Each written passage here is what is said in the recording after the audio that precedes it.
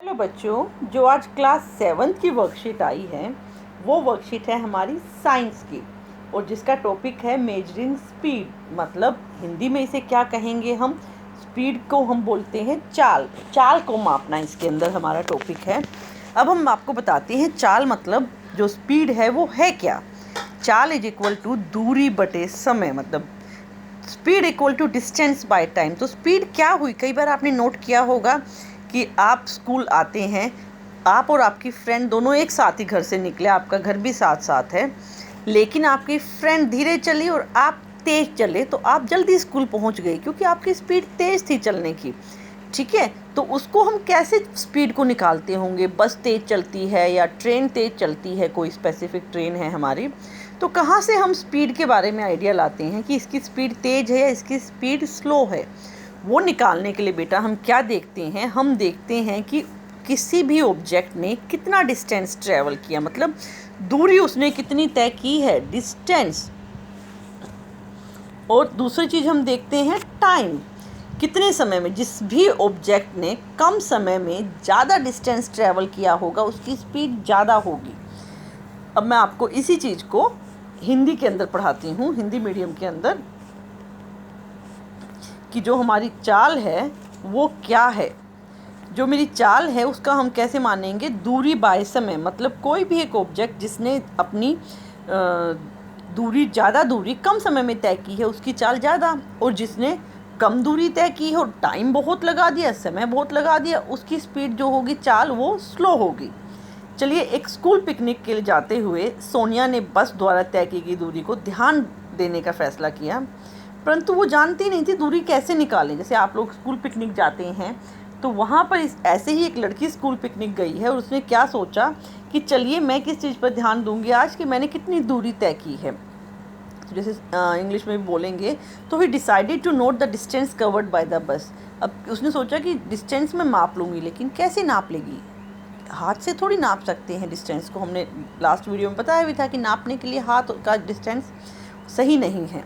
Once you know the speed of an object you can find the distance move by it in a given time. ये है इसका सही answer, कि एक बार अगर आपको ये पता हो कि कोई वस्तु की चाल कितनी है तो आप बड़ी आसानी से दूरी निकाल सकते हैं। मतलब क्या हुआ, दूरी का फॉर्मूला, दूरी जो है वो है मेरी चाल बाय समय। ये मेरा दूरी का फॉर्मूला है। अगर मुझे ये पता है कि जो मेरी बस है उसकी स्पीड कितनी है, टाइम तो आप अपनी घड़ी में नोट कर ही लेंगे कि 10 मिनट लगी, 15 मिनट लगी और 20 मिनट्स लगी, और आप इससे अपनी दूरी निकाल सकते हैं। तो आपका जो फॉर्मूला बना दूरी का, क्या बना, चाल इंटू समय। अब इंग्लिश में देख लेते हैं, जो डिस्टेंस है वो हो जाएगा speed into time. You can also find the time an object would take to cover a distance while moving with a given speed. मतलब टाइम भी आप ऐसे ही निकाल सकते हैं कि कितना टाइम लगा है, आप घड़ी ले जाना भूल गए हैं, आपको ये पता है कि 10 किलोमीटर दूर जाना है, और आपको बस की या गाड़ी की स्पीड अगर पता है तो आप टाइम भी बहुत ईजिली निकाल सकते हैं डिस्टेंस बाय स्पीड करके। हिंदी में इसे कहेंगे कि लिया गया समय, मतलब जो टाइम है वो क्या होगा, दूरी बाय चाल, कितनी दूरी हमने तय की और हमने किस चाल से तय की, मतलब किस स्पीड से हमारी गाड़ी चलती हुई आ रही थी।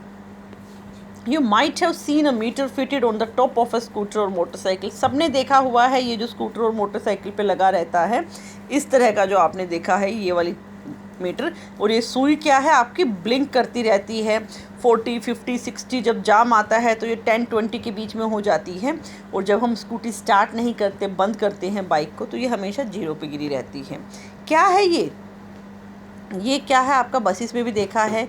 और इस पे एक चीज़ और नोट कीजिए, किलोमीटर पर आर लिखा रहता है। The one of the meter has kilometer पर are written on the corner. इसे क्या कहते हैं बेटा, स्पीडोमीटर कहते हैं। और ये हमेशा किस में नापता है स्पीड को, किलोमीटर पर आर में नापता है। आपने स्कूटर मोटरसाइकिल के डैशबोर्ड पे देखा हुआ है, ये क्या लिखा होता है, km/h। इसका मतलब जो ये चाल मापी यंत्र है, चाल मापी यंत्र को इंग्लिश में स्पीडोमीटर कहते हैं। हिंदी में भी अगर आप स्पीडोमीटर लिख देंगे कोई गलत नहीं होगा। ये हमेशा किस में नापता है, किलोमीटर पर आर, मतलब किलोमीटर प्रति घंटे में हमारा नापता है। नेक्स्ट आ गया, एक और आपने देखा होगा इस तरह से, मीटर जो डिस्टेंस मूव बाय, जो आप नीचे आपकी सुइयाँ हैं 144989 इस तरह से जो लिखा हुआ है, ये आपका ये क्या करता है, आपके डिस्टेंस को नापता है, कितनी दूर आप चले हैं। ओडोमीटर, अगर आप ऑटो हायर करके बैठते हैं, कैब हायर करके बैठते हैं, तो आपसे पर किलोमीटर का भी चार्ज लेते हैं। तो उनके यहाँ ये मीटर चलता रहता है, वो किलोमीटर आपको दिखाते रहेंगे और आप उसके हिसाब से फिर पे करते हैं। उस डिवाइस का नाम क्या है, ओडोमीटर नाम है उसका, और उसे हिंदी में कहेंगे पथमापी। जो पथ मतलब रास्ता नापता है कि कितनी दूरी हमने तय की है, वो ओडोमीटर कहलाता है। चलिए, आज हमने स्पीडोमीटर जाना, ओडोमीटर जाना, अब हम क्वेश्चन आंसर्स करते हैं। एक उपकरण जो किसी गतिमान वाहन द्वारा तय की गई दूरी को नापता है, उसे क्या कहते हैं। दूरी के लिए अभी मैंने लिखवाया, उसे कहते हैं आपका, बताइए, ये तो स्पीड के लिए है, ये है ना दूरी के लिए, तो पथमापी ओडोमीटर।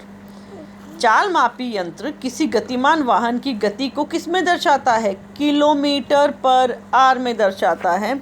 मैं लिख भी देती हूँ, अंडरलाइन कर देती हूँ दोनों के आंसर। पहले का जो आंसर है उसे क्या कहते हैं, उसे ओडोमीटर कहते हैं, पहला आंसर। चाल मापी यंत्र दूसरे वाला किस में नापता है, किलोमीटर पर आवर में। और थर्ड, समय इज इक्वल टू दूरी इंटू, यहाँ पर लिखा गया है समय निकालने का फॉर्मूला, दूरी डिवाइडेड बाय चाल। आप ये मुझे नोटबुक में करके भेजेंगे। चलिए, अब हम देख लेते हैं हमारा इंग्लिश के क्वेश्चन आंसर्स को। हालांकि आपको क्लियर तो हो गया होगा, क्योंकि इंग्लिश और हिंदी के इसमें सेम ही चीज़ें हैं, फिर भी एक बार मैं आपको इंग्लिश के क्वेश्चन आंसर्स भी डिस्कस करवा देती हूँ। Instrument which measures the distance covered by a moving vehicle is known as, क्या बोलेंगे हम मूविंग व्हीकल को, जो डिस्टेंस नापता है, हम उसे बोलेंगे ओडोमीटर, और ये आंसर है 1 का। सेकंड का आंसर क्या है, speedometer records the speed in, किस में स्पीड नोट करता है, किलोमीटर पर आवर। टाइम क्या होगा, distance divided by speed, third का आंसर होगा डिस्टेंस डिवाइडेड बाय स्पीड। ठीक है, ये रहा स्पीड आपका। आप मुझे वर्कशीट करके जल्दी से जल्दी भेजिए।